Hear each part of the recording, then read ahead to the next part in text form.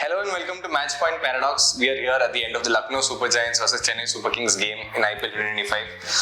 CSK breaking a 5-match losing streak with a hard-fought win at the Ekana Stadium today. But unfortunately for them, they are still at the bottom of the table due to their inferior run rate. But talking about the game, I think it was still 50-50 going into the last 3-4 overs. Lucknow had done well to pick back CSK and make it a tricky position for them.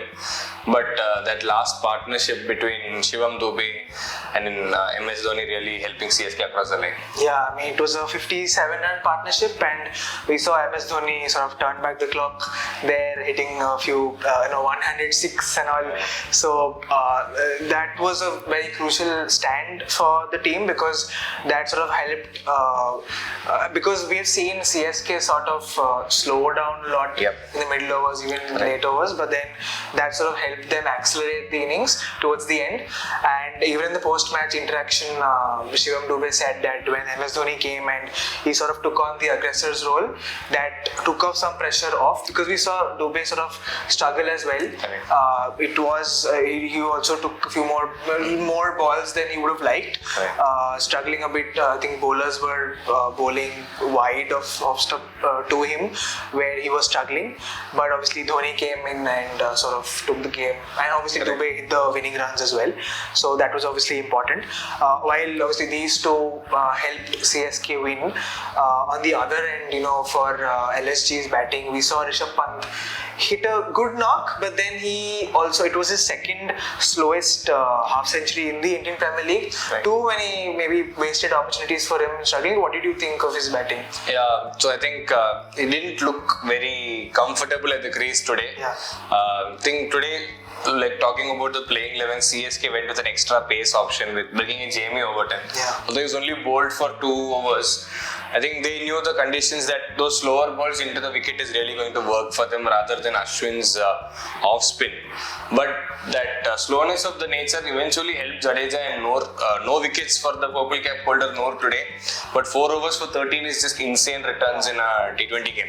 And all that pressure meant that Pant really did not get going, and towards the end again, towards the death, he managed to get a few boundaries, finished with 63 or 49, which doesn't look that bad, but the impetus that he could have given if he had clicked through those spin overs is really where LSG fell short in terms of the total they set. And I think a big role to play in that was CSK's bowling power play. They went with 3 overs of Khalil, 3 overs of Anshul Kamboj. It's not very often these days we see teams go with just 2 bowlers in the power play, but they bowled good lines, managed to price out 2 important wickets. Aiden Markram, obviously last 3 games he scored 40 plus runs in each of them. Mitch Marsh coming back after missing out in the previous game due to personal reasons, and the main wicket was that of the orange cap holder Nicholas Puran. And so that power play really set up for CSK, I feel. Even if you see in the batting side of the power play as well, CSK were never behind the chase. Rachin and the new debutant Shaik Rasheed scoring 59 in the first 6 overs to really give them that upper hand, which they have been lacking through the batting power play throughout the season. What do you think of Shaik Rasheed's brief cameo? It was very fluent, I think, as you also said during the blog.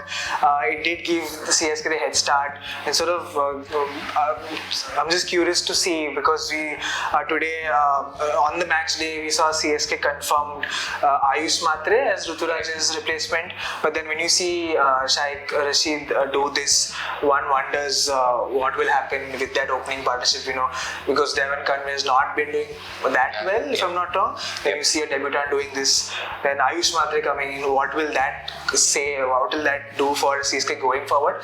That remains to be seen, but a fine knock for the debutant, obviously quick fire, I think 19 ball 27, but as you said, it did give CSK a head start, which eventually helped. So CSK's last 4 losses actually had come in chases, except for the one against KKR here where they were shot out for less than 110. But the difference between today's chase and the ones where they lost is they didn't keep too much for the end. And a big part that goes to the batting power play, because they managed to, the required run rate was only 9, less than 9, and they were batting at almost 10 in the power play. So that gives you that window that even though batters come and struggle, obviously in this pitch, for any new batter to come in and get set, it was obviously taking a bit of time. We saw a flurry of wickets going for both LSG and CSK. Jadeja didn't contribute much. Vijay Shankar fell early as well. After both Shaik and Rachin fell.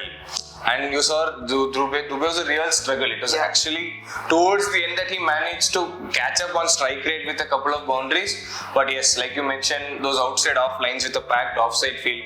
Dube isn't really a person who moves around the crease in the lot and tries to unlock the leg side. So good planning from LSG, but they just didn't have enough on the board to trouble CSK with a huge thing in the death. Huge quota of runs left in the death. LSG remained 4th despite the loss. I think a win would have taken them to the top of the table, so that looks like a missed opportunity for them. But it only makes the competition more interesting. Now there's again 4 points, the difference between the top and bottom of the table. That's just a matter of 2 results, and with more than half of the tournament still to go, I think anything can happen in the remainder of the IPL. KKR also has a chance to go, I think, top when it faces Punjab in the next match of the IPL. So yeah, interesting things coming up. Correct. So stay tuned for all such content and news from the world of IPL. Thank you for tuning in.